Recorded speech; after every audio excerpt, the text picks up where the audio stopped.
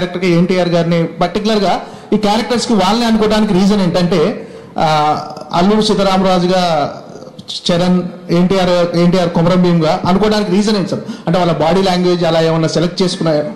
అంటే మళ్ళీ అదే చెప్తున్నా అండి, అల్లూరి సీతారామరాజుగా కొమరం భీమ్గా మీరు చూసిన క్యారెక్టర్స్ కాదండి, నేను రాసుకున్న క్యారెక్టర్స్లో వాళ్ళ ఉన్న క్యారెక్టర్ ఫ్లోలో వాళ్ళ బాడీ లాంగ్వేజ్ కానీ వాళ్ళ పర్ఫామ్ చేసే విధానం కానీ నేను రాసుకున్న క్యారెక్టర్లో దానికి వాళ్ళిద్దరూ సూట్ అవుతారు కాబట్టి అలా సెలెక్ట్ చేసుకున్నాను. బాహుబలి ఇప్పుడు 2020 వరకు జూలై వరకు వీళ్ళని ఇద్దరిని బ్లాక్ చేయడం అనేది ఎంతవరకు కరెక్ట్ అండి? ఎంత తప్పండి అదేమన్నా? అంటే ఇద్దరు హీరోలకి ఒక 100 crores బిజినెస్ ఉంది, మార్కెట్ ఉంది. మీరు 300 crores బిజినెస్ చేయొచ్చు, 500 crores బిజినెస్ చేయొచ్చు. ఈలోపు ఇండస్ట్రీలో మనీ జనరేట్ అవుతుంది కదా.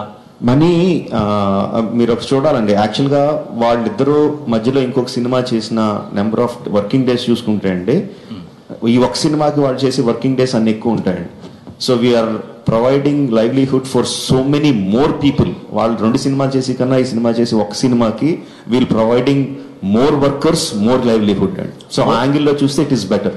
అంటే యాజ్ ఎ వ్యూయర్ పర్స్పెక్టివ్ అండి, మన పర్స్పెక్టివ్ యాజ్ ఎ వ్యూయర్ గా ఇద్దరిని ఒక 2 సినిమాలు చూడాలి ఇయర్ కి అనే ఒక యాంగిల్ ఉంటుంది కదా, దాని గురించి అడుగుతున్నాను. 2 సినిమాల్లో ఓకే, ఆడియన్స్ పరంగా కానీ, డిస్ట్రిబ్యూటర్స్ పరంగా కానీ, ఫ్యాన్స్ పరంగా కానీ, మిగతా ఏ డైరెక్టర్స్తో ఆయన ఫస్ట్ ఆఫ్ ఆల్ ఈ మధ్య ఏ సినిమా సంవత్సరం లోపల అవ్వట్లేదు. ఆయన మమ్మల్ని ఆల్మోస్ట్ 1 yearలోనే వదిలేస్తున్నారు. ఇంకోటి అది పక్కన పెడితే వదిలేస్తున్నారు కదా, రాజమౌళి గారు వాళ్ళిద్దరిని ఎప్పుడో అది పక్కన పెడితే అండి, ఆయనతో ఎప్పుడు సినిమా తీసినా ఏ డైరెక్టర్ అయినా, ఏ ప్రొడ్యూసర్కైనా, ఏ హీరోకైనా అదొక 10 సినిమాలు 10 సంవత్సరాల వరకు గుర్తుండిపోయే సినిమా అవుతుంది. రెవెన్యూస్ కూడా ఒక ఆల్మోస్ట్ ఒక 5 to 10 years, 5 to 7 years వరకు దాన్ని కొట్టే నెక్స్ట్ సినిమా కూడా మనం చూడలేదు. సో ఏం చేసినా ఆయన into 3 or into 4 అవుతుంది. సో అన్ని పరంగా ప్లస్ అన్ని రోజులు షూటింగ్ చేస్తున్నాం కాబట్టి అంతమంది కార్మికులకి, అంతమంది ఎవరైతే పని చేస్తున్నారో అంతమందికి అంత బతుకు తీరు ఇవన్నీ జరుగుతున్నాయి కదండి. సో మాకైతే అసలు కంగారు లేదు. ఇంకా వెరీ హ్యాపీ. ఇంకా ఎన్ని రోజులు తీసినా మాకు వెరీ వెరీ హ్యాపీ. మాకు కూడా కొంచెం ఎడ్యుకేషన్ హాలిడే కదండి ఇది. తొందరపడకుండా ఊరికే కంగారుగా చేసేయకుండా ఇక్కడ కూర్చుంటే కనీసం నేర్చుకుంటున్నాంగా కొత్తవి ఏం చేయాలో. బహుశా ఇదే మా నెక్స్ట్ ఎడ్యుకేషన్ హాలిడే అంటాం దీన్ని మేము. ఎక్స్కర్షన్ కి తీసుకెళ్ళి చరణ్, మీరు మగధీర తర్వాత ఫ్యాంటసీ అండ్ హిస్టారికల్ ఫిల్మ్ చేయలేదు. ఆ సినిమాకి రాజమౌళి డైరెక్టర్. యమదొంగ తర్వాత తారక్ కూడా చేయలేదు. మళ్ళీ ఆయన తర్వాత శక్తి మర్చిపోయారండి. కన్వీనియంట్ గా నేను మర్చిపోయాను.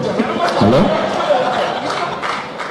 రాజమౌళి గారు, మీరు సినిమాలో కత్తి యుద్ధాలు ఉన్నా, గొర్రెల స్టార్లు ఉన్నా మీరు ముందు నేర్చుకుంటూ ఉంటారు.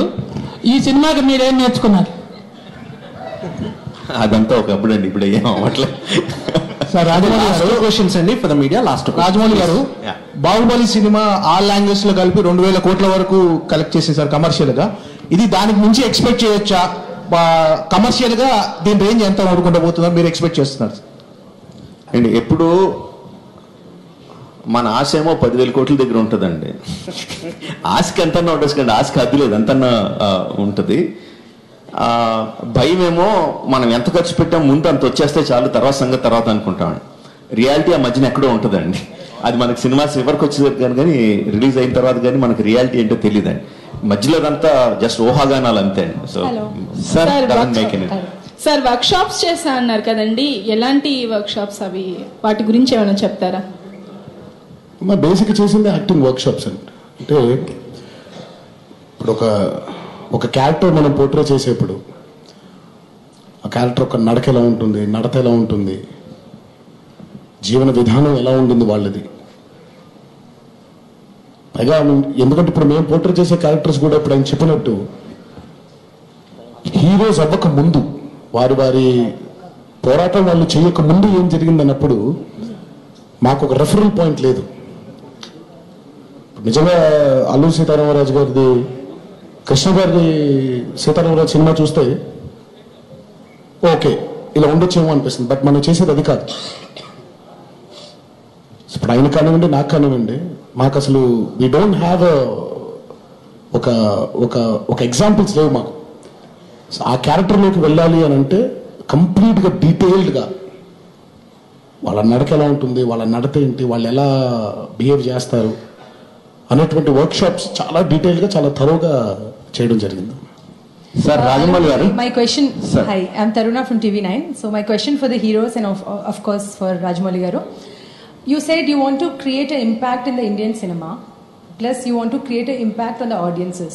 I want to know, what does both of you have to say? What is the echo of your heart? What kind of impact do you think? Like, you're already acting, you're already shooting, so you must be knowing back of your mind that there will be some impact. What is your impact, both of you, as an actor? The impact, I'm going to steal what Jakanna said. The impact of RRR is that India will know about Telugu heroes. Not Telugu heroes. Telugu heroes. In general, about Sita Ramaraj garu and about Komaram Neenu garu. So it is not this heroes, it is those heroes. Rajamouli garu.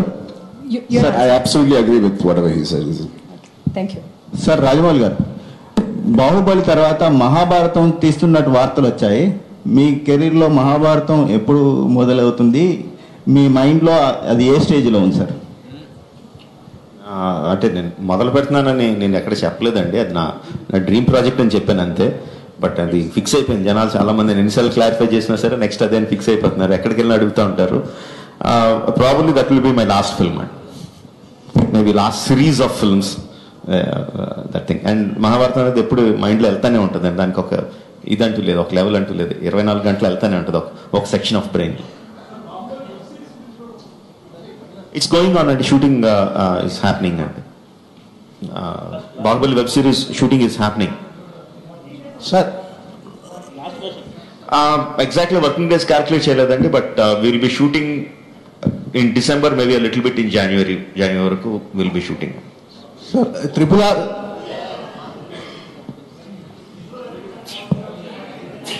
Sir, RRR చాలా ఎక్కువ work ఉందండి visual effects కి. But mostly to create a natural look, not to create a fantastic or extravagance గా క్రియేట్ చేయడానికి కాదు. To create more naturality we are